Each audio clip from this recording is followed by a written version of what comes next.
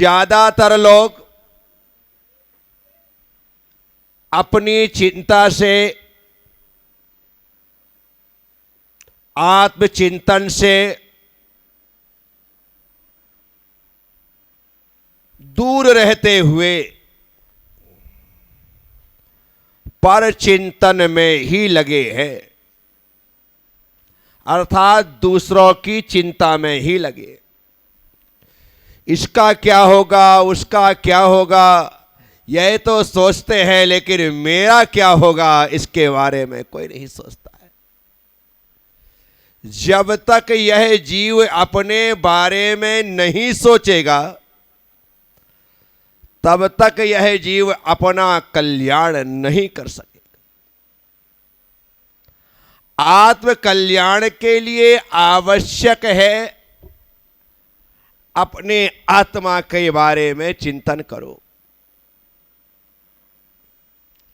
अनादिकाल से यह जीव संसार में भ्रमण करते हुए दुखों को भोग रहा है,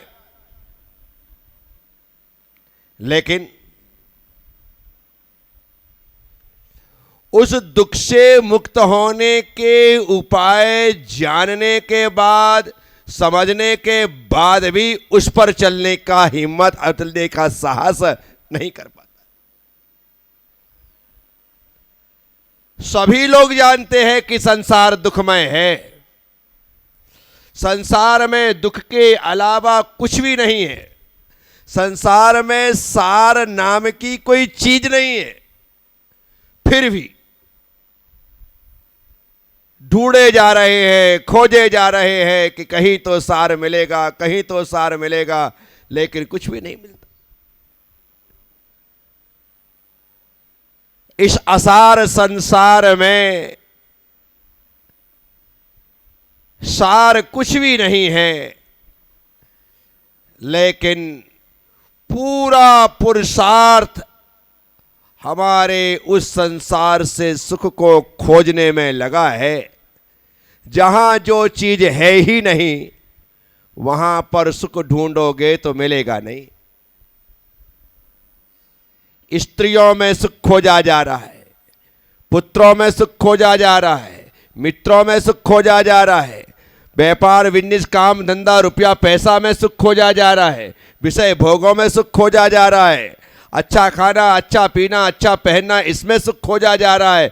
लेकिन ये सारे के सारे इंद्रिय सुख के कारण तो है, लेकिन शाश्वत अतीन्द्रिय सुख के कारण नहीं है। इसलिए इनको भोगते समय प्रथम समय में तो सुख मिलता है, लेकिन अगले क्षण में ही वह जो सुख मिल रहा था वह दुख में रूपांतरित हो जाता है, दुख में परिवर्तित हो जाता है।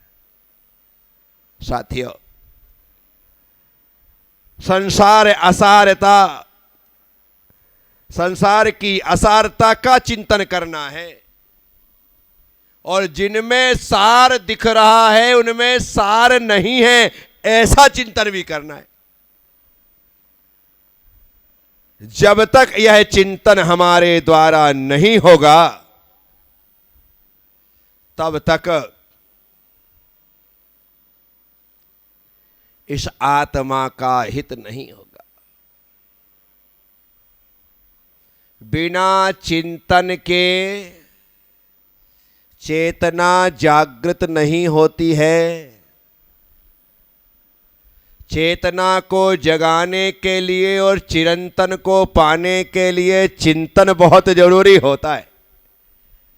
लेकिन इस संसार में रहते हुए सभी लोग चिंतन तो करते नहीं हैं, लेकिन अहरनिश चिंता में डूबे रहते। किसी को गाल की चिंता है, किसी को बाल की चिंता है, किसी को ससुराल की चिंता है, किसी को पेट की चिंता है, किसी को पेटी की चिंता है, किसी को तन की चिंता है, किसी को मन की चिंता है, किसी को धन की चिंता है, किसी को जीवन की चिंता है। हर व्यक्ति चिंतित है, लेकिन व्यक्ति अपने आप की चिंता नहीं करता है। यही सबसे बड़ा चिंतनीय विषय है। जिस दिन अपनी चिंता हो जाएगी, जिस दिन अपनी चिंता करने का प्रश्न भीतर खड़ा हो जाएगा, समझना रास्ता मिल गया।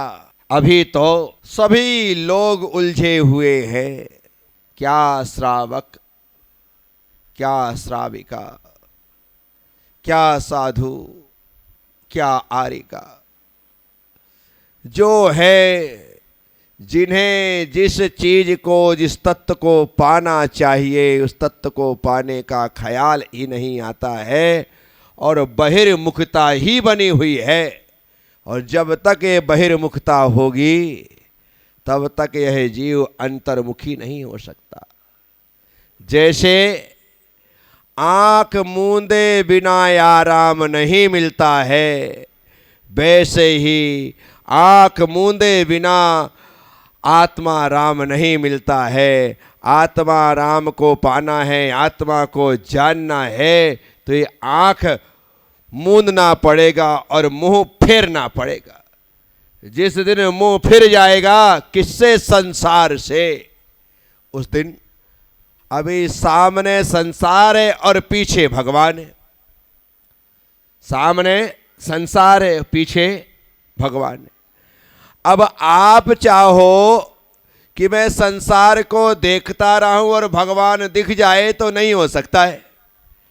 तो क्या करना पड़ेगा? संसार से मुंह फेर लो तो भगवान आपके सामने खड़ा होगा। इससे ज्यादा कुछ थोड़ी है। संसार से मुंह फिरते ही भगवान सामने आ जाता है और भगवान से मुंह फिरते ही संसार सामने आ जाता है।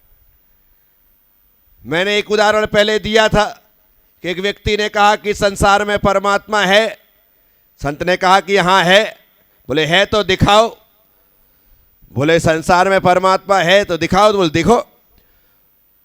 एक कागज में संत ने परमात्मा लिख दिया और कहा कि तुम्हारे पास एक सिक्का है। बोले कहा हाँ, सोने का सिक्का। उसने सोने की दीनार जेब से निकाली। संत ने कहा मुझे दो। उसने संत को दी। कागज नीचे रखा और उसके ऊपर सोने का सिक्का रख दिया। सोने का सिक्का रख दिया। पूछा कि भाई बताओ परमात्मा दिख रहा है? बोले नहीं। बोले क्यों? बोले उसके ऊपर सिक्का रखा है। क्या रखा है? सिक्का रखा। तो संत ने कहा परमात्मा तो है लेकिन उसके ऊपर तुमने सोने का सिक्का रख दिया है, इसलिए सिक्का दिख रहा है, परमात्मा नहीं दिख रहा है। बोले परमात्मा को देख रहा है तो सिक्का हटा। ऐसे ही परमात्मा तत्व को जानना है, समझना है तो विषय भोगों को हटाओ, अपने आप वह परमात्मा हमें दिखने लग जाएगा। मुंह फेरने की आवश्यकता होती है, लेकिन संसार इतना सुखद लगता है, इतना सुखद लगता है, इतना सुखद लगता है कि हमें उस सुख के सामने परमात्मा का सुख भी फीका लगता है, इसलिए हम उसे पाना नहीं चाहते। वो संसार की कथा, एक बूंद शहद के लिए कितने कष्ट सहने को तैयार है। सदगुरु कह रहे चल मैं तुझे संकट से बचा लूंगा। वो कहता है एक बूंद और पी लेने दो, उसके बाद तो आपके साथ ही। जिंदगी नहीं, जिंदगियां निकल जाती हैं, लेकिन वो एक बूंद का सुख छूटता नहीं है, इसलिए अनंत दुख को प्राप्त करता है और एक सुख के कारण से वह अनंत दुखों को भूल जाता है। तो बस का चिंतया, किसका चिंतन करें? तो कहे संसार असारता, संसार की असारता का चिंतन करो। ना चा प्रमदा, और ना कि स्त्रियों का, जो स्त्रियां हैं उनके चिंतन में मत रहो, उनका ख्याल मत करो। तो साथियों बस इतनी ही बात है। जो लोग समझ के साथ जीते हैं वे लोग अपनी आत्मा का चिंतन करते हैं, और जिनके भीतर समझ नहीं होती है वो आत्मा को छोड़ करके सारे संसार की चिंता करते हैं। आप समझदार हैं तो आत्मचिंतन करें, नहीं हैं तो कुछ नहीं कर सकते हैं। ओम नमः, सबसे क्षमा, सबको क्षमा। जय गुरुदेव, जय महावीर।